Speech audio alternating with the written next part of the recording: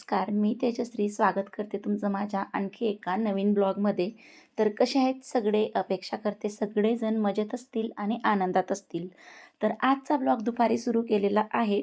तर जी काही दुपारची कामं होती ना, भांडी वगैरे सगळं काही मी पटकन आवरून घेतलं. कारण आज मला बनवायचं होतं फ्रूट कस्टर्ड. तर त्यासाठी म्हटलं चला पहिले जी काही आपली डेली रुटीनची कामं आहेत ती आवरून घ्यावी आणि मग नंतर ही पुढची कामं करणार. तर इथं मी 1 लिटर दूध घेतलेलं आहे. त्याच्यावरची साय देखील मी त्यातच राहू दिलेलं आहे. दुपारी मी छान हे उकळून घेतलं होतं दूध. त्यामुळे आता जास्त वेळ उकळायची गरज पडणार नाही. तर इथं मी दूध गरम ठेवलेलं आहे आणि त्यामध्ये ना अर्धी वाटी मी साखर टाकून घेते. हे ज्याच्या त्याच्या आवडीनुसार गोड किंवा कमी गोड वगैरे आपण करू शकतो. तर मला आहे ना जास्त गोड नको होतं म्हणून मी फक्त अर्धी वाटी साखर घातलेली आहे 1 लिटर दुधाला.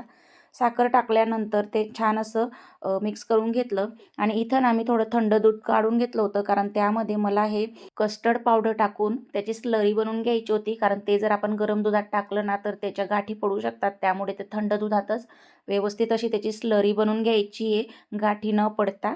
तर 2-3 चमचे मी दूध घेतलं होतं आणि त्यामध्ये 2 चमचे फुल भरून मी कस्टर्ड पावडर टाकलेलं आहे व्हॅनिला फ्लेवरवालं आणि हे आता व्यवस्थित असं मिक्स करून घेते. आणि जसं पण दूध गरम होईल ना तर त्यामध्ये हे थोडं थोडं टाकून व्यवस्थित मिक्स करून घेणार आहे. तर दुधामध्ये मी थोडं केसर देखील टाकते. केसर हे ऑप्शनल असतं, कोणाकडे नसतं. तर नाही जरी टाकलं तरी चालतं. तर दूध हे बघा इथं छान असं आता गरम होत आलेलं आहे.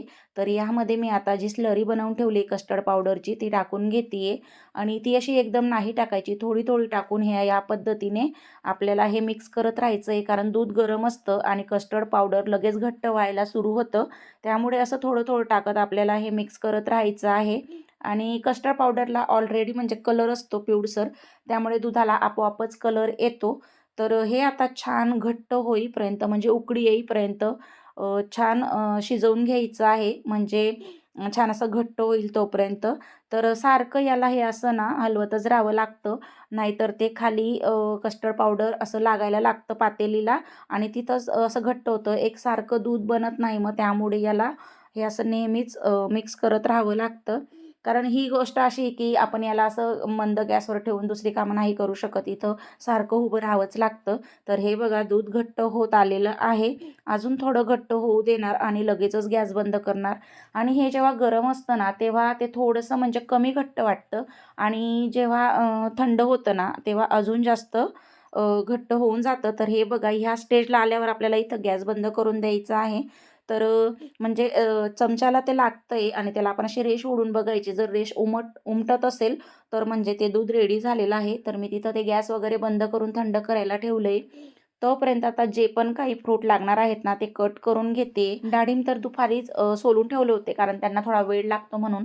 आता फक्त ॲपल, बनाना आणि ग्रेप्स कट करून घेते. एवढेच फ्रूट होते माझ्याकडे.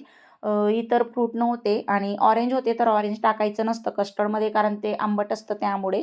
मी फक्त आता एवढी हे फ्रूट व्यवस्थित अशी कट करून घेते आणि दूध छान असं थंड झाल्यावर त्यामध्ये हे फ्रूट मी मिक्स करणार आहे.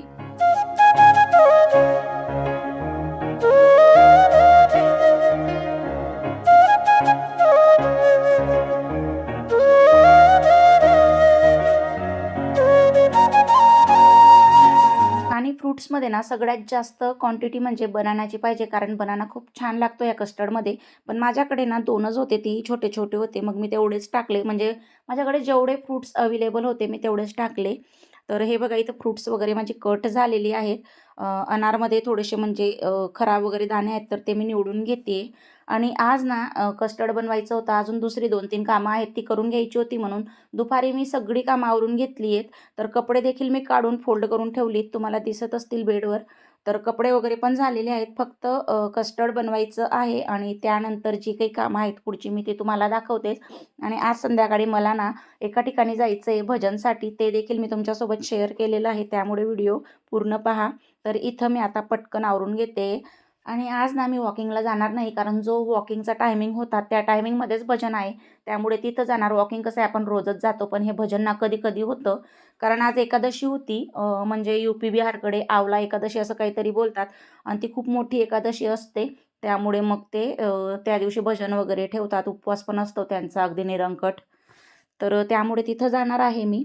आणि आज ना मला झाडू देखील वापरायला काढायचा होता. दिवाळीला हा झाडू मी पुजलेलाच होता. आता फक्त त्याचं जे काही ते हे असतं ना, त्याची झीन वगैरे ती काढून घ्यायची होती आणि वापरायला काढायचा होता हा झाडू. आज दिवस पण चांगला होता, म्हणजे शुक्रवार होता, म्हणून म्हटलं चला या झाडूचा आज आपण मुहूर्त करूया. तर मी बघा ह्या पद्धतीने हे सगळं त्याचं काढून घेते. म्हणजे अशी खडबडीत जागा असते ना, त्यावर हे असं गोल-गोल फिरवायचं असतं. तर त्याची जी काही झीन असते, म्हणजे गाळा म्हणतात त्याला, ते सगळं निघून जातं हे असं केल्यामुळे. भरपूर असं निघत होतं आणि जर हे आपण नाही काढलं ना, तर भरपूर म्हणजे घरामध्ये झाडू मारण्याचा काही फायदा होतच नाही. पूर्ण तेच निघत राहतं मग. तर हे बघा किती निघालेलं त्याचं हे. भरपूर निघतं, फक्त ते व्यवस्थित आपण करायला पाहिजे. इथं बाहेर अशी खळखळीत जागा होती ना, त्यामुळे मग मी त्याच्यावर हे काढून घेतलं. तर इथं तर ओटा वगैरे होता म्हणून मी इथं काढून घेतलं. काही-काही फ्लॅटमध्ये ना अशी जागा नसते, तर त्यामुळे काय करायचं, कपडे धुण्याचा जो ब्रश असतो ना, त्यानं काढून घ्यायचं. म्हणजे आपण जसं कपड्यांना ब्रश मारतो ना, एकाच दिशेने मारायचं आहे, पण त्या पद्धतीने आपण याचं हे काढून घेऊ शकतो. पण जर असली जशी जागा, तर अशाच जागेवर काढायचं, खडबडीत जागेवर. त्याने छान निघतं आणि लवकर निघतं. ब्रशने थोडा वेळ लागतो, पण जर पर्याय नसला तर आपण तसं करू शकतो. त्यानंतर आता मला इथं लावून घ्यायची आहे तुळशी, कारण एकादशी होती, शुक्रवार होता, छान दिवस होता. 2-3 दिवसापासून मी कुंडीमधली जी माती होती ना, ती काढून ठेवलेली होती. कारण ती माती थोडीशी ऊन वगैरे जर लागलं, पूर्ण अशी मिक्स झाली ना, तर पुन्हा म्हणजे ती चांगली होऊन जाते. त्यात दुसरी माती देखील मी थोडीशी मिक्स केलेली आहे आणि तिथं ती खालीच टाकलेली होती. त्यामध्ये सकाळी मी थोडं पाणी देखील टाकून घेतलं, 2-3 दिवसापासून कोरडी झाली होती तर. आणि आता ती ना कुंडीमध्ये भरून घेणार आहे. इथं दुसरी माती नाही आहे चांगली, नाहीतर मी दुसरी माती भरली असती, पण जी आहे आता तीच भरणार आहे मी. आणि खाली कुंडीमध्ये ना असे छोटे-छोटे हे खडे मी टाकून दिले. कारण काय होतं, आपण डायरेक्ट जर माती भरली ना, कुंडीला जे छेद असतात ना, ते बंद होऊन जातात आणि पाणी व्यवस्थित खाली निघत नाही मग. ते पाणी त्या कुंडीमध्येच साचतं. ते पाणी लवकर म्हणजे सुकत नाही. त्यामुळे तुळशी ना पिवळी पडायला लागते. त्यामुळे मग मी छोटे-छोटे खडे खाली टाकले आणि त्यानंतर आता माती भरून घेणार आहे. आणि माझ्याकडे ना तुळशीचं रोप नाही आहे. कारण इकडे जम्मूमध्ये ना इतकी जास्त थंडी असते, तुळशी अजिबात राहत नाही. नाहीतर माझ्या भरपूर अशा म्हणजे इथं गार्डनमध्ये पण तुळशी होत्या आणि कुंडीमध्ये पण भरपूर अशी मोठी तुळशी होती. पण डिसेंबर आणि जानेवारीमध्ये तुळशी अजिबात राहत नाही, पूर्णपणे सुकून जाते. तर त्यामुळे मग मला आता त्याच्या बिया लावून घ्यायच्या आहेत. रोप देखील इकडे मिळत नाही. तर त्या मंजुळा असतात ना, त्या मी काढून आता याच्यामध्ये टाकणार आहे. येतील त्या म्हणजे 2 ते 3 जरी रोपं आली ना एकदाची, तरी भरपूर होऊन जातात. तरी इथं मी आता ते टाकून घेते. जरा जास्तच टाकून घेते, जेवढे आले तेवढे. तर हे बघा, हे मी काढून आणलेले आणि ते टाकते मी आता. तर वरतीच टाकलेलं आहे, कारण त्या बिया खूप जास्त अशा बारीक असतात. त्या जर जास्त दाबल्या गेल्या ना, मग त्या उगत नाहीत. त्यामुळे वरतीच टाकल्या आणि लगेचच थोडंसं पाणी टाकून देणार आहे. त्याच्यामधलं जे बीज आहे ना, ते खाली बसून जाईल आणि ते जे त्याचे फुलं वगैरे असतात ना, ते असे वरती पाण्यात येऊन जातील. त्यामुळे मी थोडं असं पाणी टाकून घेतलं आणि त्यानंतर इकडे थोडीशी कोथिंबीर लावलेली आहे. अगदी थोडीच आहे, म्हणजे थोडेसे धणे उरलेले होते ना, ते मी टाकून दिले होते. तर तिथं मी आता पाणी टाकून देते. थोडीशी झाडं पण आहेत. तसं तर व्यवस्थित आता हे गार्डन अजिबात राहिलेलं नाही, कारण आमची आता पोस्टिंग येणार आहे. म्हणून मी पण काही जास्त लक्ष दिलं नाही आणि हिवाळ्यात इथं म्हणजे कुठलीच झाडं अशी व्यवस्थित राहत नाही. त्यामुळे मग ते असं म्हणजे नीट नाही राहिलंय. त्यामुळे जसं आहे तसंच आता त्यामध्ये थोडं पाणी वगैरे टाकून दिलं मी. बाकीच्या या कुंड्या देखील मी फेकायला काढलेल्या आहेत, कारण त्या खराब झालेल्या आहेत. तर ते बाहेरचं सगळं आवरलं गेलं आणि आता मी हे जे फ्रूट कस्टर्ड बनवणार आहे ना, ते दूध वगैरे थंड झालेलं आहे. त्यामध्ये आता हे फ्रूट मिक्स करून देते. कारण मुलं केव्हांचे बोलत होते, "मम्मी बनलं का कस्टर्ड?" असं. आपण जर असं कधीतरी काही बनवतो ना, तर मुलांना खूप आवड असते त्या गोष्टींची.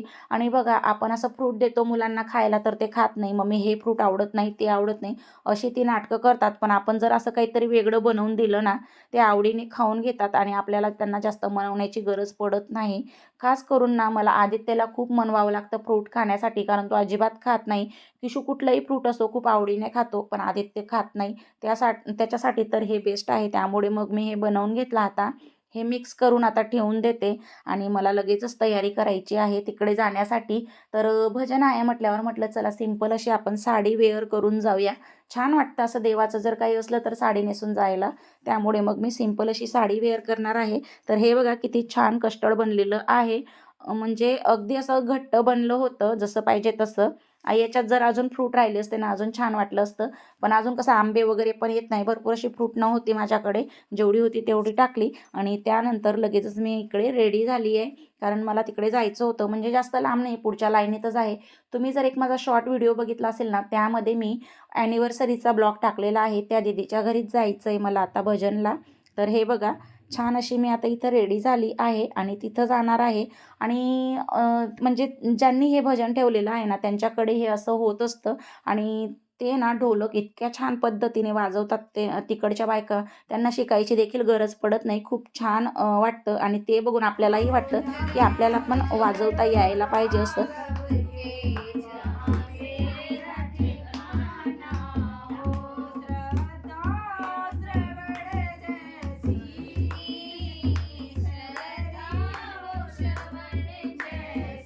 तर हे बघा, अशा पद्धतीने हे इथं भजन होतं ते झालं आणि त्यानंतर मी देखील ढोलक वाजवण्याचा इथं प्रयत्न करत होती. पण ते काही मला नीट जमत नव्हतं, कारण त्यासाठी भरपूर प्रॅक्टिस लागत असेल. जसं जमत होतं तसं मी थोडंसं ट्राय केलं. खूप छान वाटलं आणि आजचा हा ब्लॉग ना मी या ढोलकसोबतच इथं स्टॉप करणार आहे. तुम्हाला आजचा ब्लॉग कसा वाटला कमेंट करून नक्की सांगा. चॅनलवर नवीन असाल तर चॅनलला सबस्क्राईब नक्की करा. चला भेटूया नेक्स्ट ब्लॉगमध्ये. तोपर्यंत बाय.